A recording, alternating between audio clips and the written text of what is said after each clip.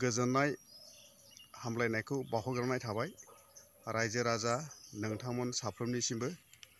दानिया फैदो लोगोफोर, प्रेमजित नार्जारी ब्लग चेनेलखौ दासिमबो माने साबस्क्राइब खालामाखैब्ला अन्नानै साबस्क्राइब खालामना होदो, जाहाथे माने गोदान गोदान आपडेटफोर लाबोनो हायो लोगोफोर।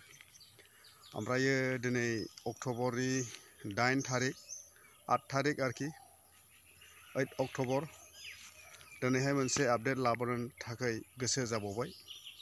नोंथांमोना भिडिअखौ नायलांदो जोबजासे, अब्लासो नोंथांमोना बुजिगोन आरो। बेनो जाहैबाय माने जि आसामनि मिनिस्टार अशोक सिन्हाला बेबायदि भाषण होदों जाहैबाय। नोंथांमोना खोनासंना लादो। आसामनि मिनिस्टार अशोक सिन्हाला बेबायदि भाषण होदों जाहैबाय।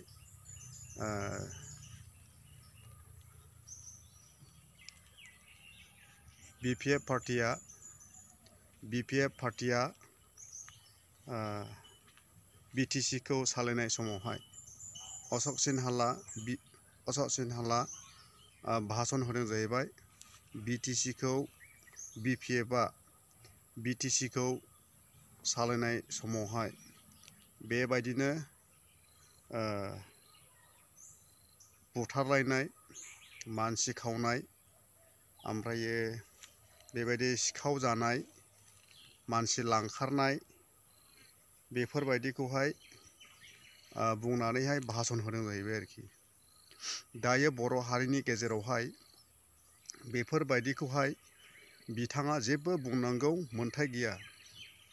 बिथाङा बर' हारिनि गेजेरावहाय गुलाय गुजाय, दावराव दावसि, गोसोखांलाय होनानैहाय सेन्टिमेन्टआवहाय फैहोनो बेफोरबायदि माने जायगा लादों आरो बे अशोक सिन्हाला। आसामनि मिनिस्टार जानानै बियो माने माब्रै बर'खौहाय माने थुख्रा थुख्रा खालामनो मोननाय, माने भाग खालामनो मोननाय, बेनि थाखाय बियो फैगौ इलेक्सननि थाखायहाय माने बियो गुलाय गुजाय खालामनो थाखायसो बियो दिनैहाय बे खोथाखौ बुंदों आरोखि। बियो बेबायदि खोथाखौ बुंनो मोनामोन। माने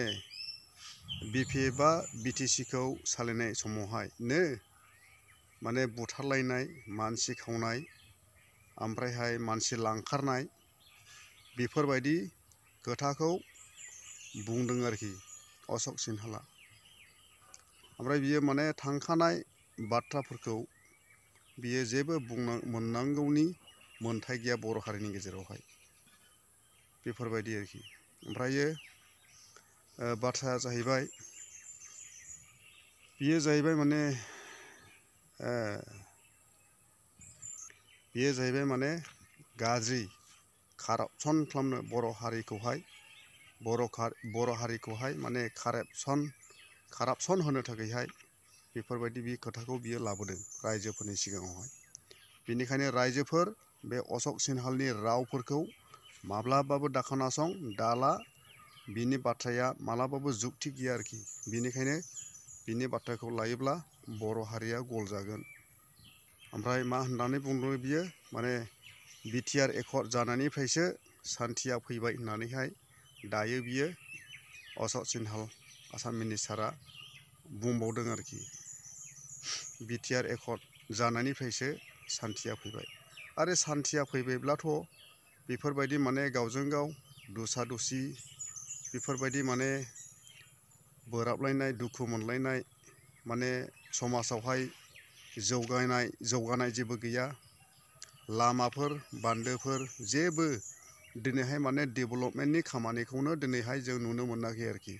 रायजो राजाफ्रासो मिथिगौ दिनै माने इउटुबारफोरखौ मानो बिदि होयो होननानैहाय दिनैहाय माने बुंनो हागौ आरोखि। खिन्थु रायजो राजाफ्रा मिथिबाय माने रायजोआवहाय बेसेबां डेभेलप जादों, बेसेबां डेभेलप जायाखै बिटिआर एकर्ड जानायनि उनावहाय। आरो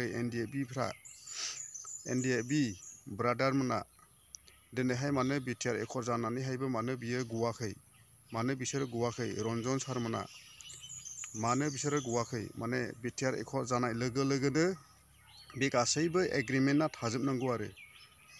बे गासैबो एग्रिमेन्टआ थाजोबब्लासो, माने गनायनि एग्रिमेन्टआ थाजोबब्लासो थाजोबनांगौ आरोखि। माने दासिम माने जोंहा माने आद्रा खामानि थाबाय। जाय दिनैहाय बर' हारिनि गेजेरावहाय गुदि रन्जन दैमारि सार बिथाङानो जुदि गुवाखैब्ला जोंहा दिनैहाय माने गोदोनायावहाय नासु थाबथानाय बायदि दिनैहाय जोङो जादों आरो ओरैबायदि खें खें मोनबाय थायो आरोखि गोसोखौ। ओमफ्रायो बाक्सा मेदाघाट गेलेग्रा फोथाराव मैया थांनाय 7 थारिखमोन बाक्सानि मेदाघाट गामियावहाय जायगायावहाय बेबायदिनो BPFनि ग्रेन्ड बिराद गिदिर जयनिं जादों आरोखि। बे मिटिङावहाय बाहागो लादों खाम्फा डिपुटि चिफ खाम्फा फर्मार डिपुटि चिफ खाम्फा बरगयारी ओमफ्राय हाग्रामा सार बिथांमोनानो बे प्रग्रामावहाय गाजा गोमजायै बाहागो लादों आरो बे बाहागो लानायावहाय गोबां रायजो राजाफ्रा मदद होदों आरो सापर्ट होदों BPFनि मुरब्बी हाग्रामा सारखौहाय आरो जयनिं जादों आरो।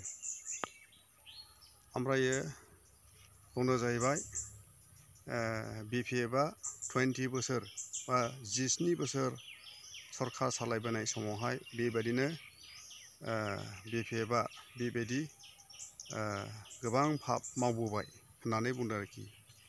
बेखौ बुंदों जाहैबाय प्रमद सारा आरोखि।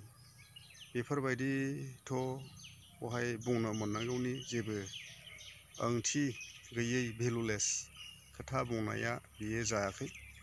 माने पापआ सोर मावा बयबो मावो पापखौ। पापनि बाथ्रा बहाय जेबो फैया आरोखि। राजनितिकनि बेलायाव मालाबाबो पापनि खोथा फैया आरो पापखौ गियोब्ला माने राजनितिकआवहाय फैनो नाङा आरो पापखौ गियोब्ला पापनि सोमोन्दै मालाबाबो राजनितिकआवहाय दालाबो आरो बेनो आरोखि खोथाया। 20 बोसोर BPFआ सरकार सालायनाय समावहायनो बेबायदि BPFआ पाप मावबोबाय। बे पापनि बेलायावहाय नोंथाङा जेबो मिथिया माने पापआ सोर मावो सोर मावा गासैबो मानसि हारियानो संसारावहाय पापखौ मावो। माने पापखौ गियोब्ला माने राजनितिकआव दाफै आरोखि बेनो। ओमफ्रायो बेबायदि बाक्सा डिस्ट्रिक्टआवहाय UPPLनि बाक्सा डिस्ट्रिक्टआवहाय बेबायदि मैयाहाय 7 थारिखमोन अक्ट'बरनि बेवहाय गोबां मानसिफ्रा बेबायदि UPPLनि लिडारफ्रा PCDR जानाय समनिफ्रायहायनो लिडार जानानैहाय थानाय गोबां मानसिफ्रा बेफोरबायदि BPFआवहाय जयनिं जादों आरो 700 जनसोनिबो बारा 700निबो बारा बेवहाय माने UPPLनि गोबां बेबायदि सापर्टारफ्रा BPFआवहाय जयनिं जानायखौ जों नुनो मोनदों आरो फैबाय थानाय समावहाय आरोबाव जालांबाय थाबावगोन नोंथांमोना नुलांगोन आरो। हामबायसै बिदिब्ला थेंकिउसै।